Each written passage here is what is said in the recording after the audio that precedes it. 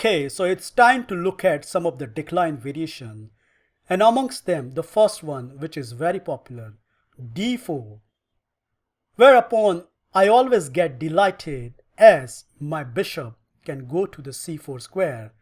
And now you can see the importance of the move a3. This bishop can always tucked in on the a2 square. Here my recommendation is you go with the Grand Prix attack setup. So it doesn't matter whether black plays e5 or c5. Let's say in one of the game black plays e5, white plays d3, and now no matter whatever black plays, we are looking for this decisive f4 push. A model game from the database gives you a very good idea. Black plays knight to f6, white indeed goes f4, and now knight to c6 happen. Okay, knight to f3, pressurizing the e pawn, whereupon black defended with bishop to d6. And after both the side castle, I really like white's play. First he played bishop to b5, threatening bishop takes c6 and then f captures e5, something which black has to pay attention immediately. So in the game, black plays queen to e7, but this leads to the winning position for the white after the following transaction.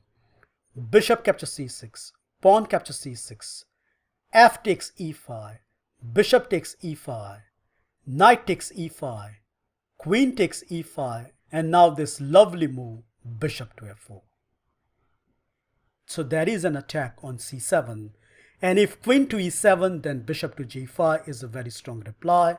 So in the game, black plays queen to e5, other way to defend on c7, but after just one move, knight to d2, that knight is coming on some juicy square. And I think in the game, black made the ultimate blunder, bishop to a6, which allow this nice finish, knight to b3, double attack, queen to b6. But after bishop to e5, black simply resigned the game as white has multiple threats and black cannot parry all of them. So I think this game gives you a great illustration how dangerous this line is for the black.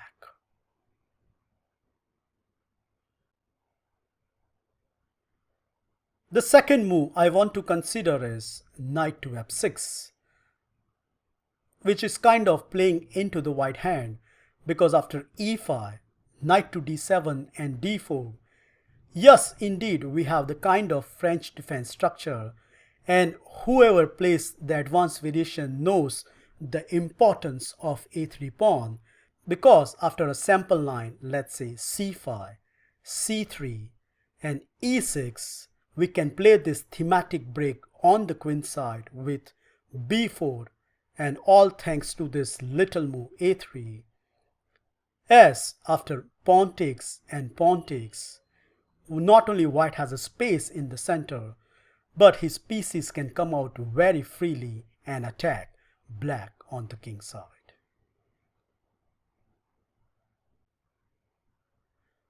Where it is very unlikely that after playing the Scandinavian defense, suddenly black switched to either French or the Caro-Kann. However, in case this happened in your case, let me show you what my recommendation is. So after your opponent plays e6, the French, I recommend you continue with e5, and after the move c5, watch out for my attacking chess Gambit 5, where I'm going to show you this deadly wing gambit starting with b4. The point is, after pawn takes, we are going to play d4, and when black took the other pawn, we continue with c3. In this line, white get tremendous attack on the black king side by putting knight to f3, bishop to d3, and I have covered each and every single detail in that video. So just wait for it and look out this line in detail. what about Caro-Kann starting with c6? Well, against all of this, my recommendation is you advance the pawn on e5. And the main idea is, after bishop to f5, we want to play d4. When black plays e6, my recommendation is you continue with knight to f3, and when black plays c5, you play bishop to e3.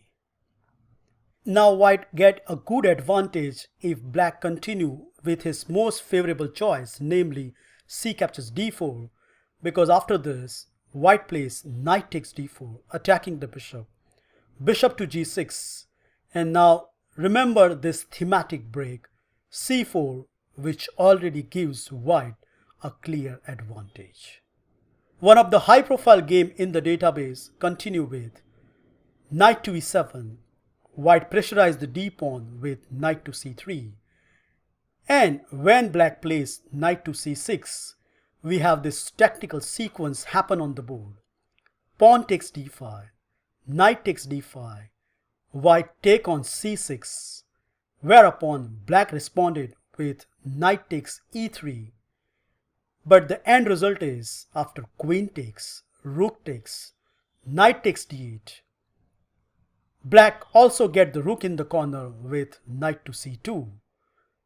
But when the dust is clear after king to d1, knight captures rook and knight captures b7, if you carefully count the material, white clearly emerge with an extra pawn advantage. So you can research this line in detail, and I'm sure a Scandinavian / Caro-Kann player are not that much prepared for this nasty surprises.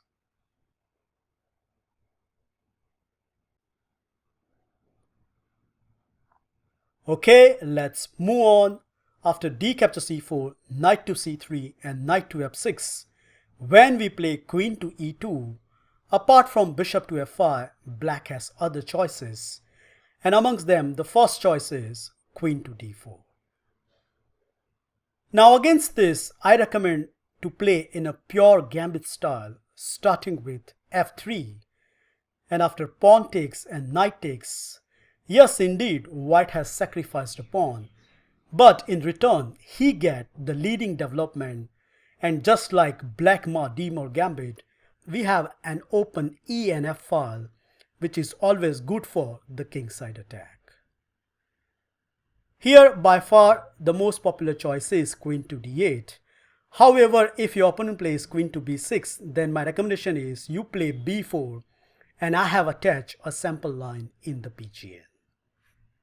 Okay, queen to d8. Afterwards, we will play d4, grabbing the space in the center. And it is very difficult for black to develop some of the pieces. For example, he cannot play bishop to g4 in the view of queen to b5 check.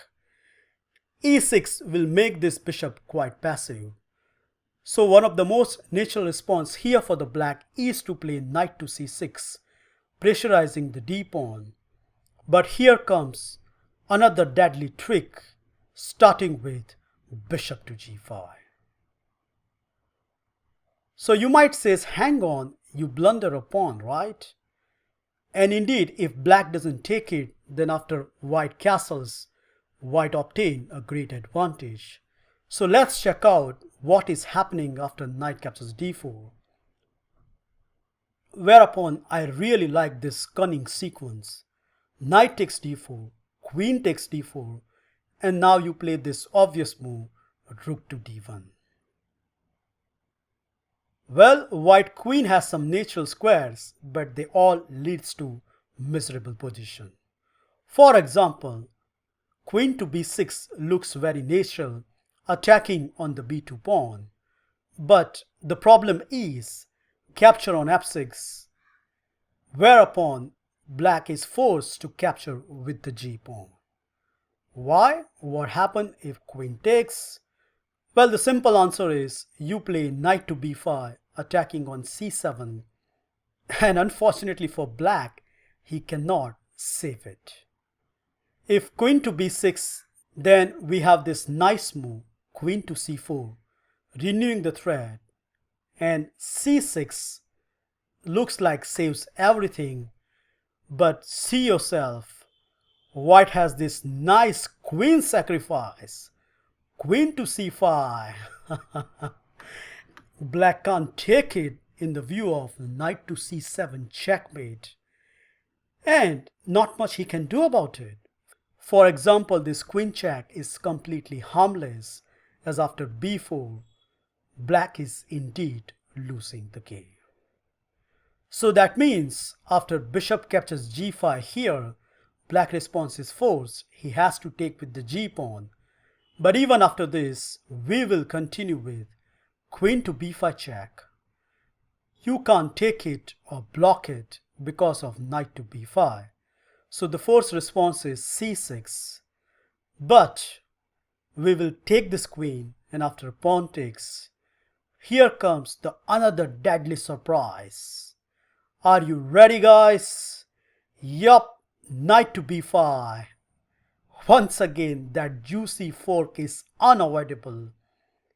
And if black take this knight, then we can throw up this bishop to b5 check, which not only regain the piece, but the end result is completely favoring the white camp. So these are some of the wonderful tricks exist if your opponent continue with queen to d8.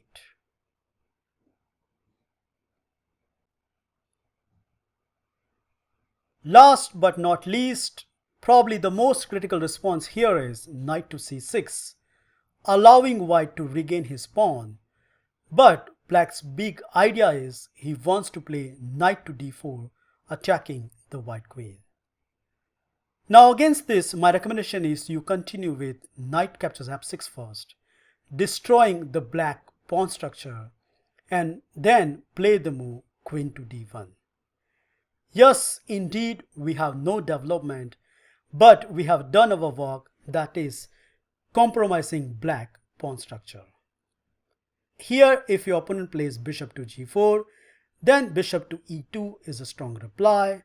However, if you check this position in online database, bishop to f5 has been highestly played here, which looks natural, but after the following sequence, d3, e5, and now knight to e2, white is coming on top in each line.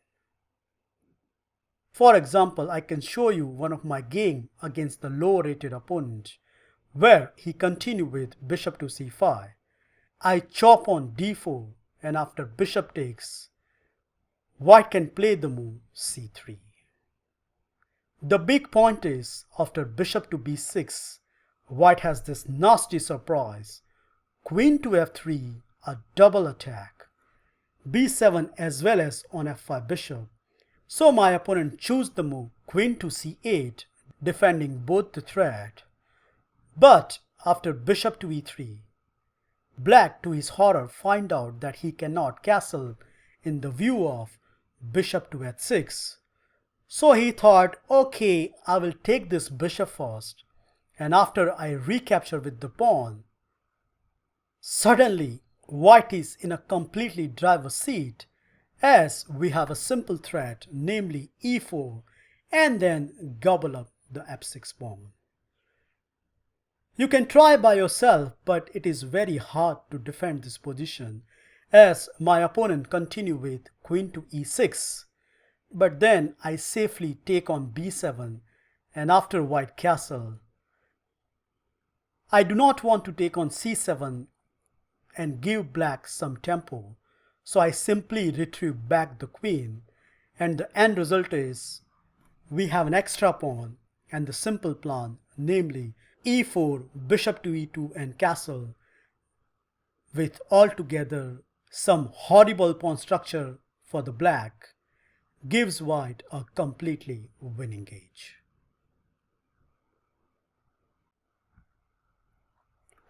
That's it, guys. I hope with this analysis now you're confident enough to include this line in your Rapruta as a complete surprise weapon.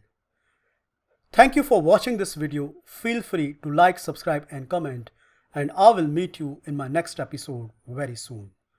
Bye and take care.